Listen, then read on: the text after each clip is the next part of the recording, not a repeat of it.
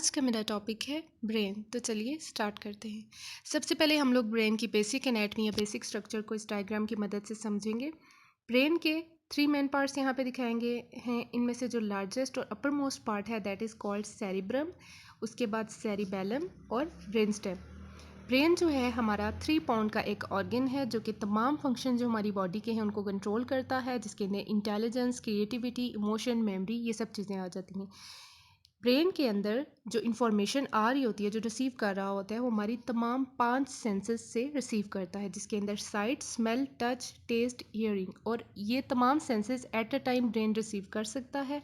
उसके बाद मैसेजेस की को ऐसे वे में असेंबल करता है कि उनका कुछ ना कुछ मीनिंग बन जाता है हमारे लिए, और उस इंफॉर्मेशन को हमारी मेमोरी में स्टोर कर देता है।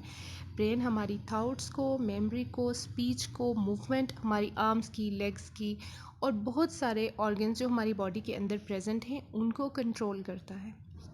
उसके बाद अल्लाह ताला ने हमारे ब्रेन की प्रोटेक्शन के लिए हमारी बॉडी में स्कल बनाई है। स्कल का क्या काम होता है कि ये हमारे ब्रेन को शॉक से और इंजरी से प्रोटेक्शन प्रोवाइड करती है। ये 8 बोन्स से मिलके बनी हुई है। इसमें आ जाती है frontal bone, parietal bone, sphenoid bone, temporal bone और ऑक्सीपिटल बोन। उसके अलावा यहाँ पे फेस की भी कुछ बोन्स दिखाई हुई हैं, जाइगोमा, मैक्सिला एंड मैंडिबल। अब इनमें से जो पैराइटल बोन है और टेम्पोरल बोन है, ये 2 बोन्स ऐसी हैं जो कि पेयर की फॉर्म में प्रेजेंट होती हैं, यानी कि 2-2 होती हैं, बाकी तमाम सिंगल बोन्स हैं। उसके बाद हम लोग ब्रेन की ब्लड सप्लाई को देखेंगे। ब्रेन की सप्लाई के लिए जो कॉमन कैरोटिड आर्टरी है वो नेक से हमारे ऊपर आगे 2 पार्ट्स में डिवाइड होती है, एक्सटर्नल कैरोटिड आर्टरी और इंटरनल कैरोटिड आर्टरी। अब ब्रेन के अंदर काफ़ी ब्लड सप्लाई जो है वो काफ़ी रिच है, ठीक है, परफ्यूजन ब्रेन का बहुत अच्छा है। तो अब एक्सटर्नल और इंटरनल में से सिर्फ इंटरनल कैरोटिड आर्टरी जो है वो ब्रेन को सप्लाई करती है, और दूसरे नंबर पे हमारे पास जो आर्टरी सप्लाई कर रही है ब्रेन को that is vertebral artery. 2 artery supply कर रही हैं। इंटरनल कैरोटिड आर्टरी जो कि कॉमन कैरोटिड आर्टरी का पार्ट है, उसकी डिवीजन है या ब्रांच है, और दूसरी वर्टिब्रल आर्टरी, ठीक है।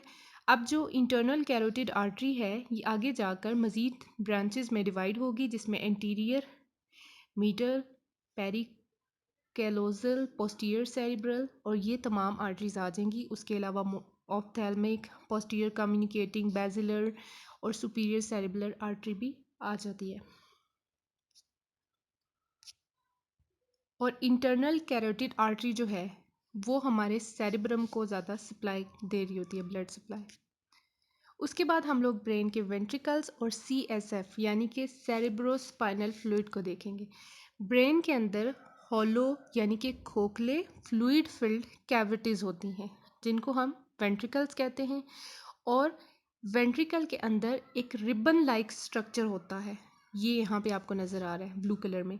इस चीज़ को हम कहते हैं कोरोइड प्लेक्सस। इसका काम क्या होता है कि ये CSF या हमारा सेरेब्रोस्पाइनल फ्लूइड जो है उसको प्रोड्यूस करता है। सेरेब्रोस्पाइनल फ्लूइड ब्रेन के अंदर, ब्रेन के इर्द गिर्द और स्पाइनल कॉर्ड के इर्द गिर्द जो है वो फ्लो करता है।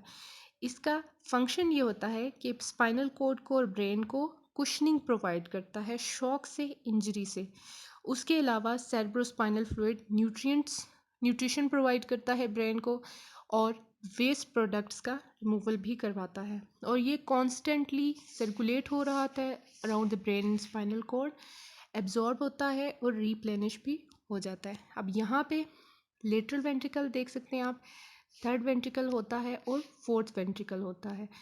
उसके अलावा aqueduct of Silvius, cisterna Magna, central canal और सब अरिक्नोइड स्पेस और फोरामेन ऑफ मोनरो, ये तमाम चीज़ें इस डायग्राम में क्लियरली विजिबल हैं।